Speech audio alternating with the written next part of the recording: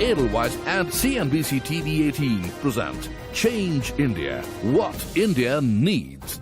Let me get Mr. Singh in. Has that changed? Because there seems to be, from what we believe, a sense of urgency. So while in the sector, in the NHAI, for instance, the new government may not have announced anything new grand, but they seem to be carrying on what happened in the past. So is there that sense of urgency that you feel? And let me quickly ask you a question. Since yesterday we spoke about 30 kilometer road per day. Is that possible? Yeah, well, now I think 30 kilometers of road clearly is a sort of target for publicity to exhort people to do more. I think the important thing is the low-hanging fruit is what can you do about the stalled projects? There are a large number of projects which began in 2008, 2009, 2010. 4 to 6 years later, they haven't finished. When you get down to the nitty-gritty of why are these highways projects stuck or why are the power projects stuck, in the case of power projects, you say there's no coal linkage, coal mines haven't started up, we're all waiting for the Supreme Court to deliver a final verdict as to how we clear the coal mess. But across the board, whatever I hear from people is that, look, land acquisition has become a huge issue. Even though the National Highways have a special Land Acquisition Act, they're not brought under the purview of the new land acquisition law. It's this whole idea that you can buy an asset for 4 times the market price, which has now permeated the entire country, and everybody wants 4 times the market price. Now, whether you should be spending taxpayers' money on 4 times the market price for land, this is a big social, political, and legal issue. Nobody has tested it in the courts. But because of this expectation of a huge and inflated price, land acquisition has virtually come to a standstill. And the second set is that in view of the bad loans which a large number of public sector banks have made in the infrastructure sector, public sector boards are now very shy of further lending to infrastructure. One of the reasons for stalled project is the environment. The Environment Minister says that there are no more files waiting on his table.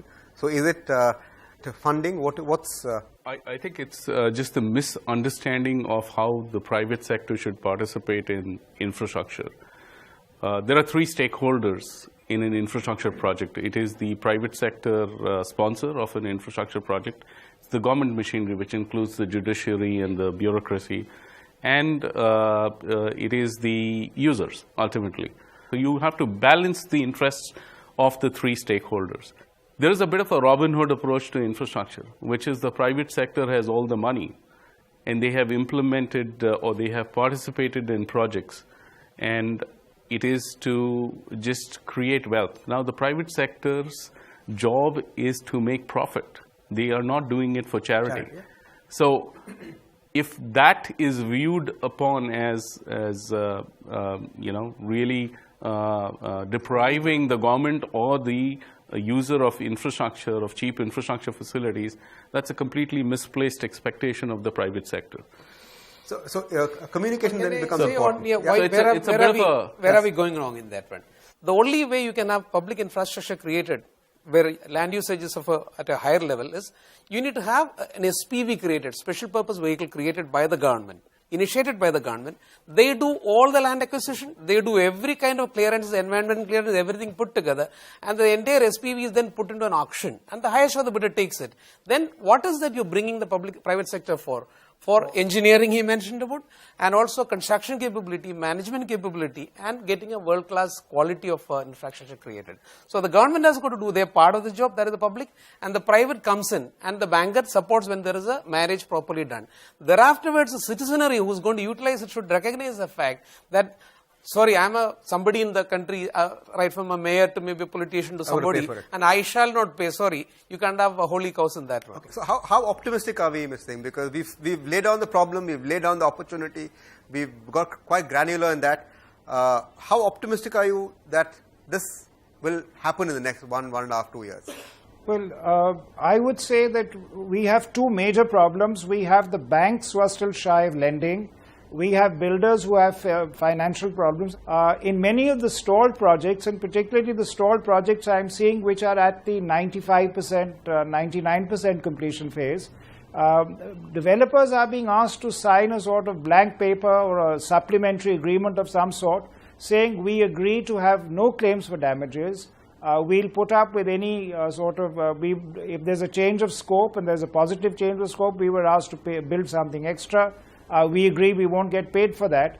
And naturally, the banks are quite furious at this sort of development. So there are issues. There are issues about the spirit of the game. There are issues about, is this a partnership between public and private sector, or are they going to be adversaries? If we expect the stalled projects to get forward, that requires a lot of flexibility in dealing, and it requires some degree of even post-contract negotiation and reshaping of the agreements. But without that, I'm afraid the banks will continue to be shy, and the builders are not going to recover. They will have very weak balance sheets. It will hold up the next round of projects as well. So that's something not many people talk about. When we talk about projects that are stalled because of policy, lots of people we talk to privately tell us there are lots of projects stalled because money is stuck with government. This is for work completed. How serious is that? I think that is an issue, and I mentioned this. You can't have a Robin Hood approach to infrastructure where the private sector is asked to pony up without making profits. If that is the eventual outcome of the projects that are stuck, it's unlikely the private sector will ever come back. For example, in the road sector, there's very little interest going forward. People are shedding their road assets and moving on to other things. So I think we need to fix the issue. Power sector could go down that way. We haven't fixed the gas issue in the power sector. That's been on for almost 8 or 9 years now. Coal has now become an issue, not necessarily because of the government, but because the judiciary's come and blanket cancelled all the allocations since 1993. So you cannot be operating in an environment of uncertainty. So I think this government hopefully is making the right noises. Let's see. So on a scale of hope, where are you? Listen, we operate in India, so I think you have to stay optimistic. I think I would say it's difficult. I think the legacy that's been inherited is very onerous. So it will take time to fix, but I think all the noise that's being made is positive. Sunit, yes, you said 3 months is not enough. Just to add a dimension, a language which MK will appreciate. When we go to raise private equity money, the LPs around the world, they say, what's your track record?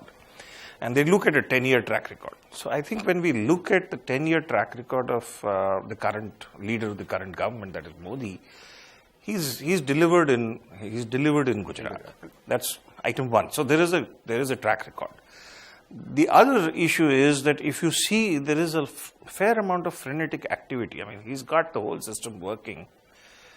Yes, we would probably have liked to see things happen quicker, but I think it would be too much to ask to say that they will deliver and change decisions, the pace of decisions in just 100 days. But I am quite hopeful that this would happen. One of the issues in the previous government was different ministries were pulling in different directions. I think the need of the hour was to become more collaborative, a little more centralized in the way you operate so that everybody is pulling in the right direction. So you have, for example, the coal and the power ministry, which were pulling in completely different directions. Now they've been put under one minister. Hopefully they will pull in the same direction. So in my opinion, too much of sentimental expectation on one individual and a central government in a federal system will not make infrastructure move.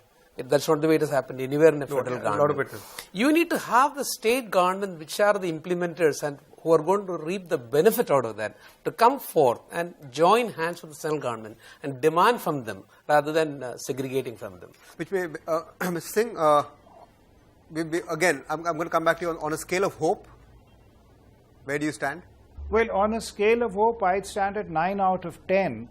But on a scale of liquidity, and where's the money right now, show me the cash, I'd still be at 4 out of 10. And I think these are the two parameters I'd look at. Sunit, the last word to you. I think, I will qualify saying, here is a person who's got absolute majority. And he's really got cracking and is doing things. So on a scale of hope, I would say probably 8. I would look at first signs of things happening on ground to actually up it. So maybe March would be a time to sort of revisit and say whether we can up it or not. So there we have it. It's a crying need. We need it. We can't do without it. perhaps we need infrastructure more than anybody else in the world. The man's track record is good. He has the heart and the spirit, and he's obviously is making the right noises, but it's a very, very tough task that we have ahead of us. Thank you so much for joining us. We'll be back next week with more on Change India. Edelweiss and CNBC TV 18 present Change India, what India needs.